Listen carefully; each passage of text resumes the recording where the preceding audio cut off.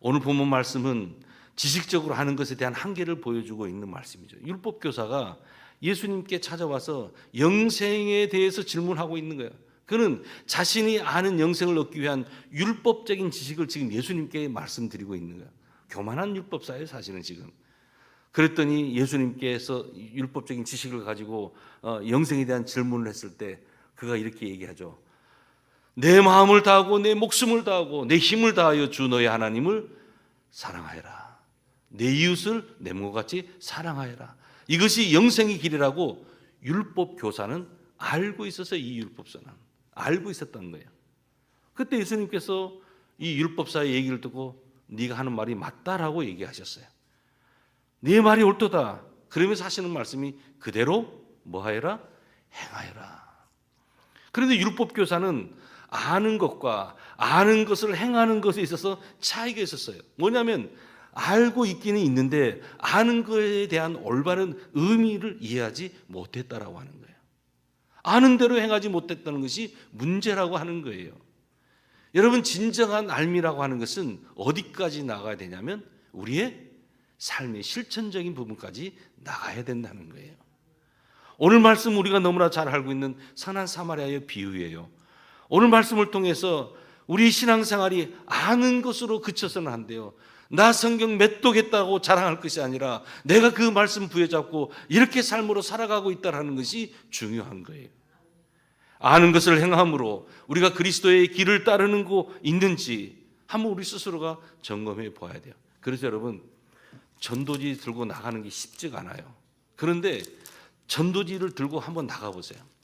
전에 한번 우리가 그 공동체 교회에서 남자 집사님들 뭐 직장 생활하고 퇴근하고 오시면 막 7시, 8시, 9시 되잖아요. 한 번은 다 그 지하철역으로 다 나오라 그랬어요.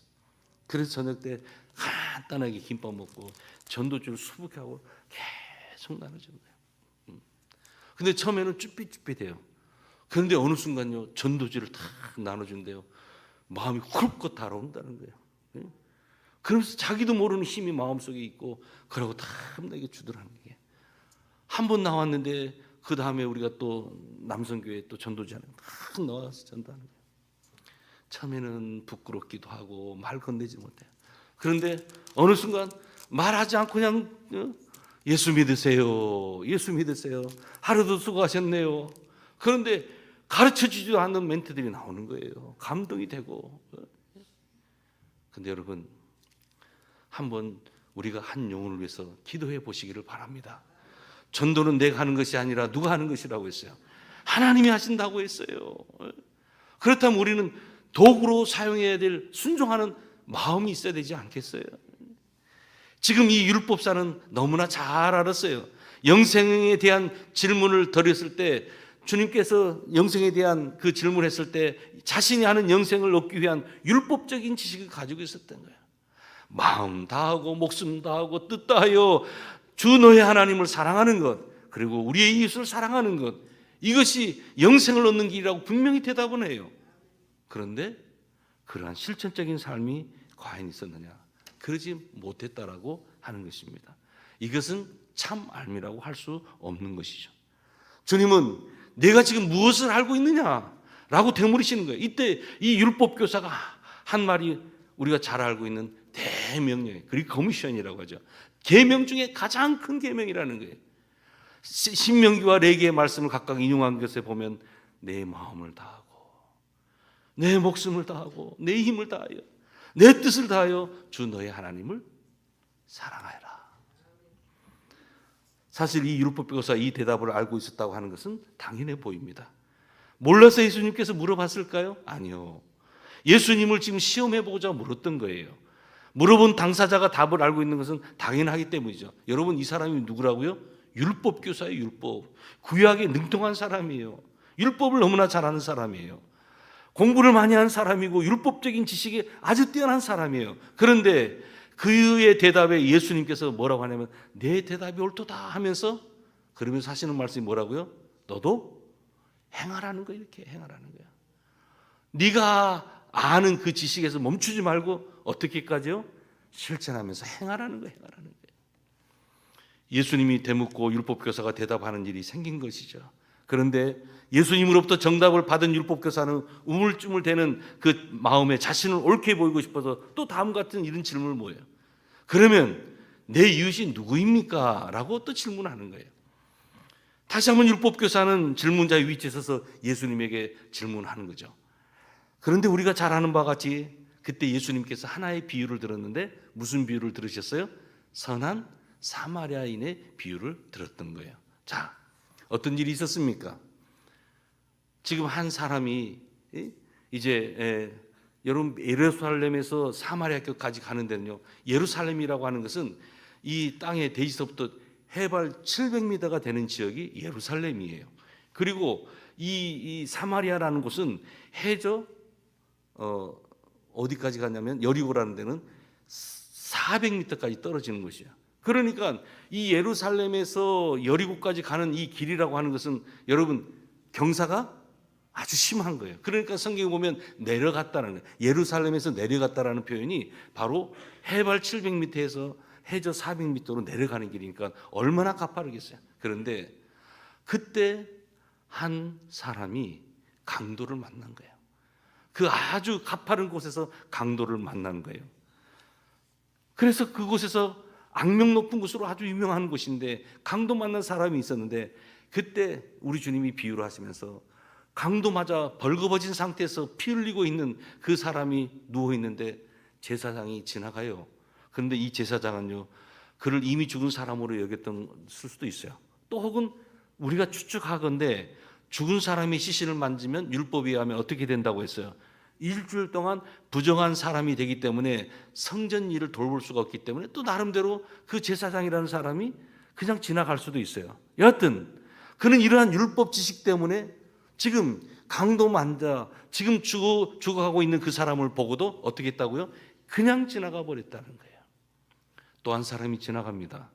레인이 지나가는 거예요. 제사장의 직분을 가지고 있지는 않지만은 레위 지파에 속하였다라고 하는 것은 언제든지 제사장 직분으로 부르심을 받을 수 있도록 준비된 사람들이 누구인고 하니 바로 레위인들이에요. 아마도 율법교사는 이 제사장보다도 더 큰 동질감을 가지고 있을지도 몰라. 왜요? 율법 지식에 대해서는 능통했던 그러한 그룹들이기 때문에. 그런데 이 레위인 역시도 강도 만난 사람을 보고 어떻게 해요? 그냥 지나쳐가 버리는 거예요. 제사장과 레위인은 오늘날의 누구와 같은 거예요? 목회자 같은 사람이에요. 교회에 또 중직을 맡은 사람이에요. 강도 만난 죽어가는 그 사람을 보고 아무렇지 않게 그냥 지나가 버린 거예요. 그런데 한 사람이 지나가는 거예요. 그 사람이 누구입니까?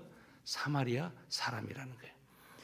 지금 이 사마리아 사람들은 어떤 사람들입니까? 여러분 우리가 잘 알다시피 이 사마리아 사람은 당시 이 유대인들이 아주 멸시했던 그러한 사람이에요. 부정한 사람들로 생각했던 사람들이에요. 왜요?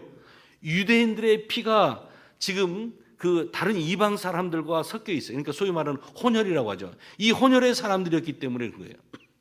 유대인들이 가지고 있었던 당시에 어떤 순수 혈통적인 관점에서 보면 이 유대인의 피가 섞인 사마리아 사람들은 유대인들에게는 창피함이고 또 부정한 사람이었어요. 그래서 예수님께서도 그 비유를 들은 거 있죠. 어떤 이유가 있었어요? 사마리아 여인이 구했을 때 뭘 어떻게 한다고요? 사마리아 사람들을 개 취급하는 거예요.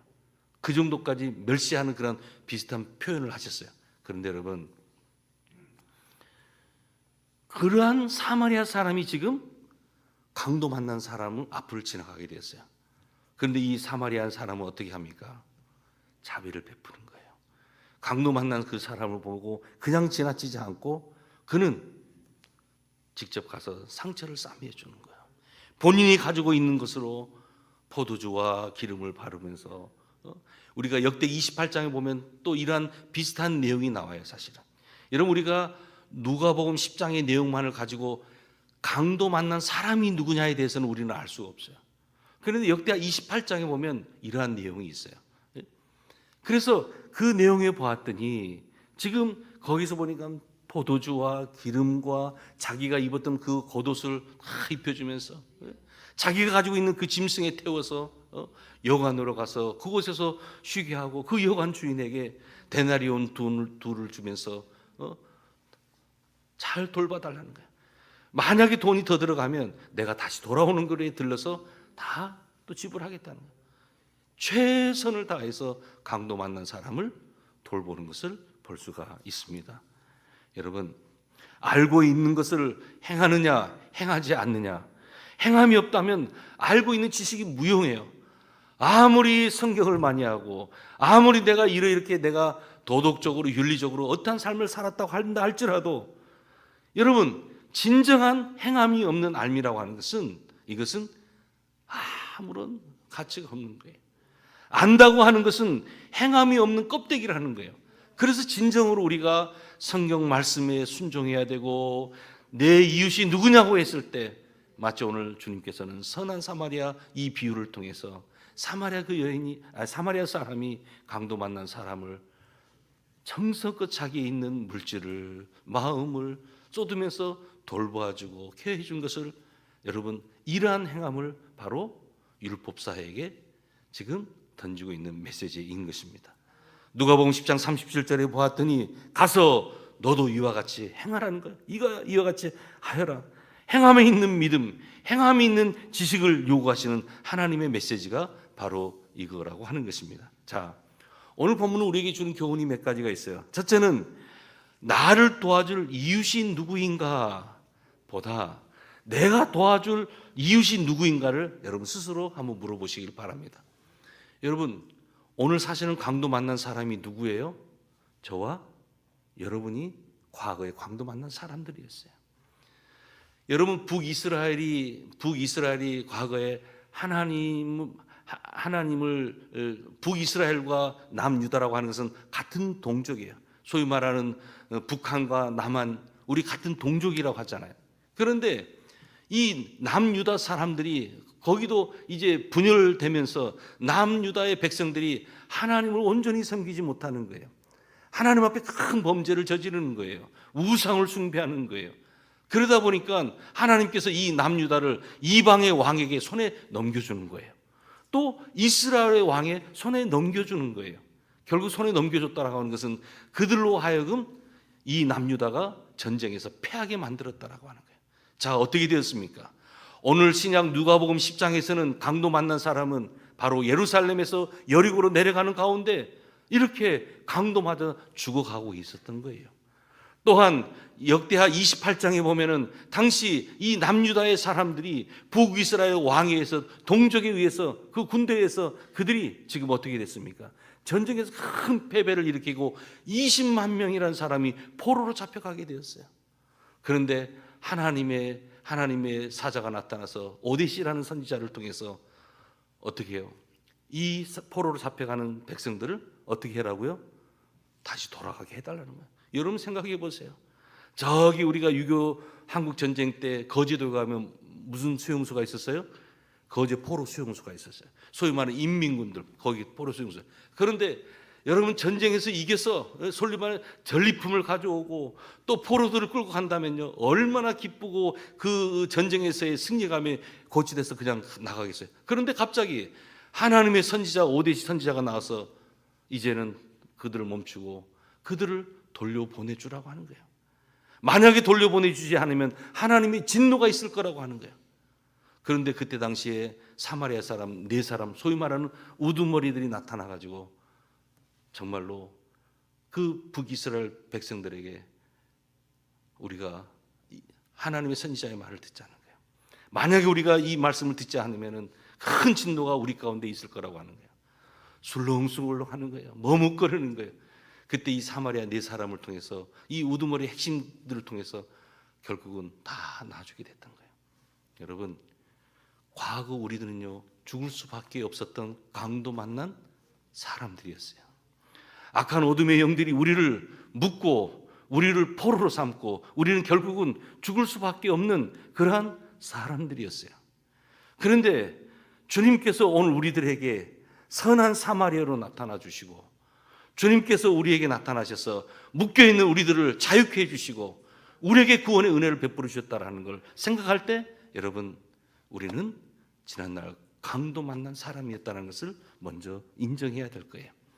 그런데 오늘 성경은 우리들에게 나를 도와줄 이웃이 누구인가도 분명히 생각해야 되는데, 내가 도와줘야 할 또한 이웃이 누구인가도 우리는 알아야 된다는 거예요. 여러분, 우리는 그리스도의 사랑을 받은 사람들이에요. 거저받은 귀한 그 사랑, 우리들도 이제는 이 사랑을 이웃을 내 몸처럼 사랑하는 마음으로 가지고 나가는 것이 필요하다는 거예요. 마음이 문제 아니에요. 행동의 문제가 있어야 된다는 거예요. 우리는 항상 그 마음을 갖고 있잖아요. 그래, 이웃을 사랑해야지. 그러면서 나는 지금 마음이 항상 이 마음을 가지고 있으니까 내 신앙생활 잘한다고 착각하는 경우가 있어요. 근데 여러분, 행동이 있어요? 행동의 문제라고 하는 거예요. 그 마음은 분명히 행동으로 이어져야 되는데 행동으로 이어지지 않는다는 거예요. 평생 주님 품으로 돌아가는데 전도 한 사람도 못하고 주님 품으로 돌아가는 사람들이 있어요. 마음은 행동으로 나타나야 열매를 맺게 되고, 또 우리의 진정한 산 예배라고 하는 것은, 주님이 기뻐 받으실 만한 예배라고 하는 것은 삶의 현장에서 우리가 행동으로 이어질 때 그 예배가 주님께서 기뻐 받으실 만한 완성된 예배가 되지 않겠어요? 우리는 제사장이나 레위 사람이 예루살렘 성전에서 하나님을 예배하고 돌아오는 길이었다는 사실에 주목할 필요가 있어요. 예배드렸어요. 그런데 강도 만난 사람이 있는데 그들은 예루살렘의 성전의 제사를 감당하기에 나름대로 그날 성전 제사를 드리고 내려오는 길에 그들은 예배를 드렸어요. 하지만 진정한 삶의 현장에서 그 예배가 완성이 되지 못했다라고 하는 거예요. 여러분, 제사장과 레위 사람의 문제는 무엇입니까? 그들의 문제라고 하는 것은 바로 예배 생활을 충실히 하지 않은 것도, 기도를 하지 않은 것도, 직분이 없는 것도 아니에요. 그들은 누구보다도 많은 기도를 했을 거고 수백 번 수천 번의 제사를 드렸을 거예요. 하나님의 말씀에 너무나 잘 알았던 사람이에요. 그런데 이들의 문제는 단 한 가지가 있었다라고 하는 거예요. 뭐냐? 그것은 바로 마음은 있었지만 행함이 없었다라고 하는 거예요. 주님께서는 사마리아 사람의 비유를 통해서 오늘 우리에게 하시고자 하는 말씀이 바로 이것입니다. 그리스도인으로서 도움을 필요로 하는 사람에게 무관심하거나 또는 긍휼히 여기는 그 마음만 가지고 있어서는 안 된다는 거예요. 이제는 그 마음을 행동으로 옮겨 실질적으로 그들에게 도움을 주는 신앙인으로 살아가야 된다는 거예요. 여러분, 교회는 교회 안에 머물러 있는 것이 아니라 문을 열고 세상 밖으로 나와야지, 그래서 그곳에서 세상 속에서 적극적으로 선한 영향력을 행사해야지, 이건 진정한 교회다움이 있는 거예요. 성도다움이 있는 거예요. 영적으로 강도를 만나 죽어가는 이웃을 살려내는 일에 적극적으로 참여하는 것, 이것이 진정한 교회다움이고 진정한 성도다움이라고 하는 거예요.